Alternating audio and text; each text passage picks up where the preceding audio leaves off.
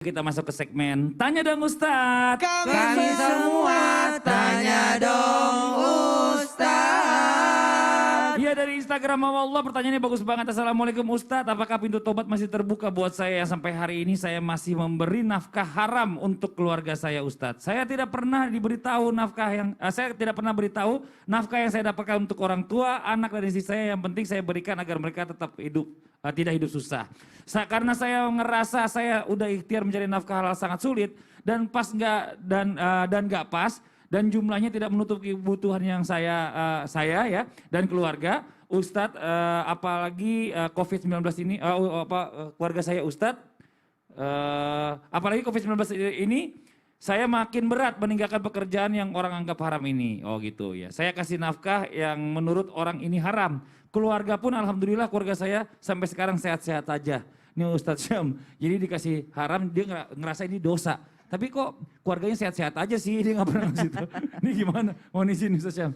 Baik, bismillahirrahmanirrahim. Tabi guru Ustadz Bani, Ustadz Maulana, Mas Fadli. Kalau yang kami simpulkan dari pertanyaan tadi, apakah diterima taubat dari orang yang menafkahi keluarganya dari nafkah atau cara mendapatkannya dengan haram?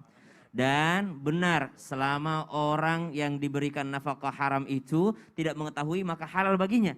Maka subhanallah, kita jawab dulu yang pertama. Apakah Allah menerima semua taubat hambanya? Allah menerima semua taubat hambanya.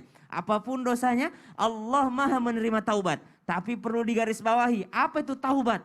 Taubat itu bukan berarti setelah melakukannya istighfar. Setelah melakukannya sholat taubat, besok melakukan lagi. Setelah melakukannya istighfar, besok melakukan lagi. Taubat itu adalah berhenti melakukan.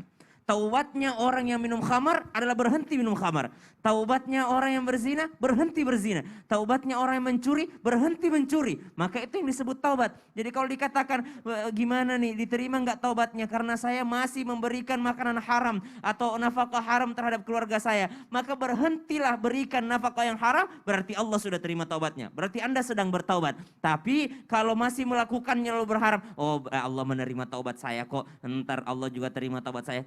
Anda belum bertaubat. Bagaimana Allah mau menerima taubatnya kalau kita sendiri belum bertaubat? Karena taubat itu sendiri berarti kita berhenti melakukan dosa tersebut, menyesalinya, menyadarinya, lalu berjanji tidak akan mengulangi lagi. Jadi syaratnya, jikalau penanya ingin diterima taubatnya oleh Allah Subhanahu wa taala, maka berhenti memberikan nafkah uang yang haram atau materi yang haram terhadap anak-anak kita. Yang kedua, benarkah orang yang menerima ini tidak tahu? Kalau dia tidak tahu, apakah halal baginya? Ya tentu saja halal baginya, karena dia tidak tahu menahu. Namun ternyata ada sebuah kewajiban bagi seorang pasangan, atau misalnya disebutlah seorang istri menanyakan kepada suaminya, wahai imamku, saya sanggup, yang tadi dikatakan oleh Ustadz Maulana, saya sanggup untuk menahan lapar, tapi saya tidak akan pernah sanggup untuk menahan api neraka. Tolong kasih tahu kepada kami, dari mana uang ini? Dari mana pekerjaan ini? Dari mana uang ini? Apakah ini halal atau apakah ini syubhat atau apakah ini haram? Apalagi kalau misalnya untuk anak-anak, kalau kita berharap anak kita menjadi anak yang soleh dan soleha, tentu saja kita semua berharap anak kita menjadi anak yang soleh dan soleha, bukan hanya anak kita menjadi sehat-sehat gitu ya.